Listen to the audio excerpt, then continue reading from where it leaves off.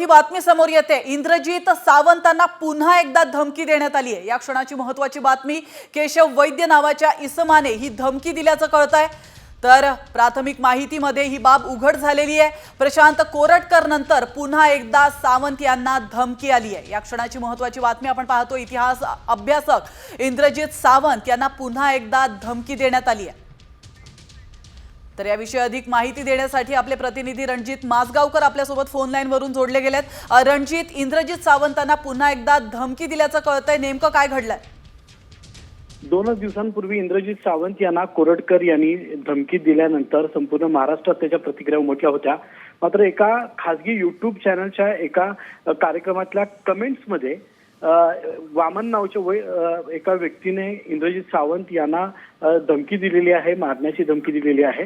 ही थेट धमकी न देता कमेंट्समध्ये धमकी दिलेली आहे।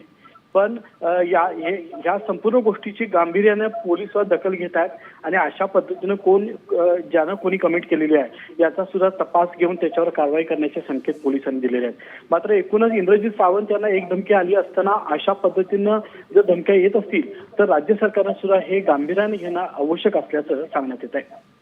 नक्कीच, धन्यवाद रणजित, तुम्ही दिलेल्या महत्त्वपूर्ण माहितीबद्दल। खरं तर राज्य सरकारने ही बाब अतिशय गांभीर्याने घेणं अतिशय महत्त्वाचं आहे, कारण या काही 2-4 दिवसातच इंद्रजित सावंत यांना ही दुसऱ्यांदा धमकी आली आहे। तर केशव वैद्य नावाच्या इसमाने ही धमकी दिलेली आहे आणि या इसमाचा आता शोध सुरू आहे।